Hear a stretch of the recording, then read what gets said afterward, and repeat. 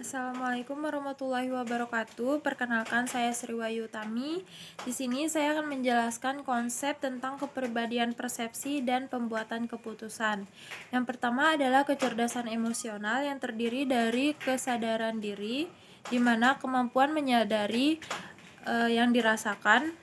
Yang selanjutnya adalah pengelolaan diri, yaitu kemampuan mengelola emosi dan rangsangan sendiri.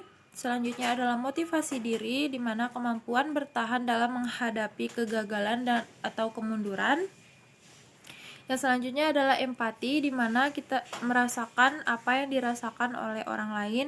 Yang selanjutnya adalah keterampilan sosial, yaitu kemampuan menangani emosi orang lain.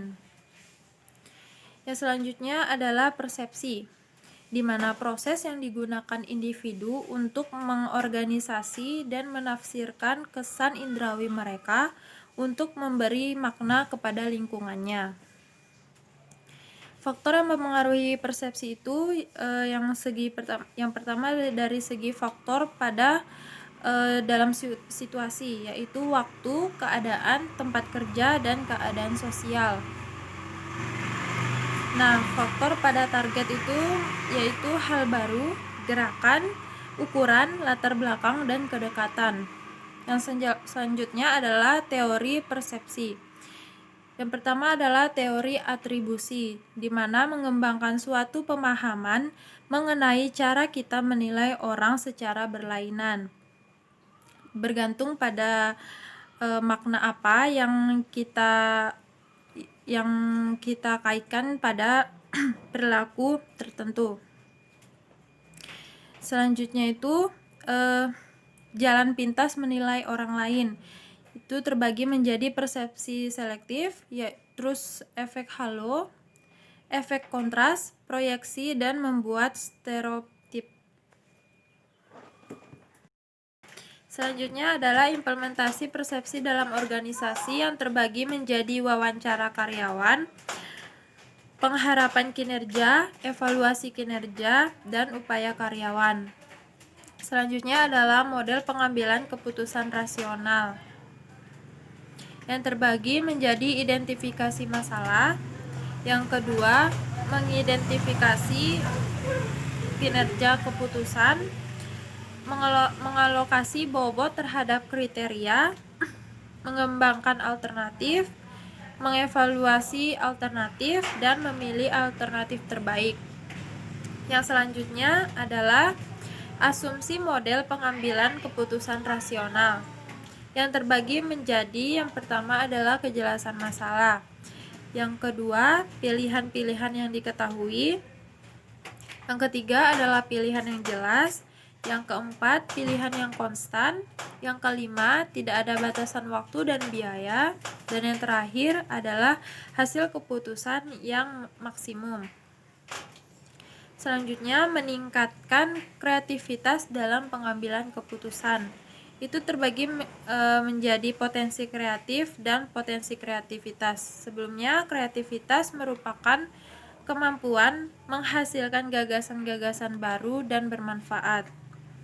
Nah, tadi potensi kreativitas atau potensi kreatif, yaitu memberdayakan potensi untuk keluar dari tekanan masalah yang sedang dihadapi. Selanjutnya, model kreativitas 3 komponen.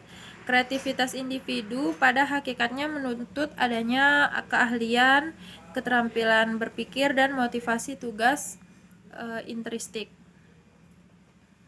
Selanjutnya adalah pengambilan keputusan rasional terbatas. Individu membuat keputusan dengan membangun model yang sederhana, dengan menyaring berbagai fitur-fitur esensial dari masalah tanpa menangkap semua kerumitannya. Yang selanjutnya adalah pengambilan keputusan intuitif, proses bawah sadar yang tercipta dari pengalaman yang tersaring.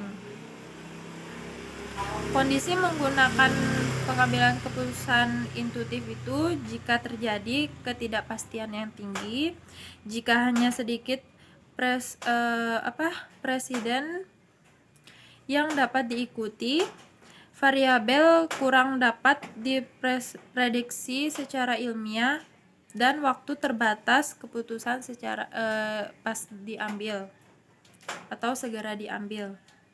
Nah, selanjutnya adalah gaya pengambilan keputusan, yaitu ada tipe analitis, tipe direktif, tipe perilaku, dan tipe konseptual. Nah, selanjutnya adalah hambatan organisasi, evaluasi kinerja, sistem imbalan, aturan formal, pembatasan waktu yang dibutuhkan sistem, dan presiden historis.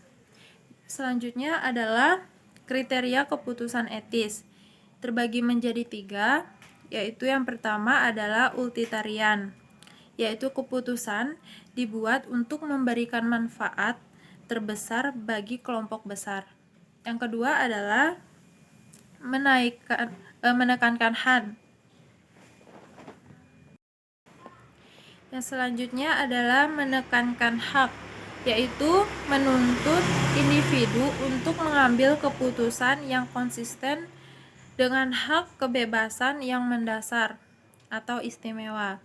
Dan yang terakhir adalah keadilan, yaitu menuntut individu untuk menegakkan aturan secara adil dan tidak berat sebelah. Sekian penjelasan dari saya. Apabila ada kesalahan mohon dimaafkan. Wabillahi taufiq wal hidayah. Wassalamualaikum warahmatullahi wabarakatuh.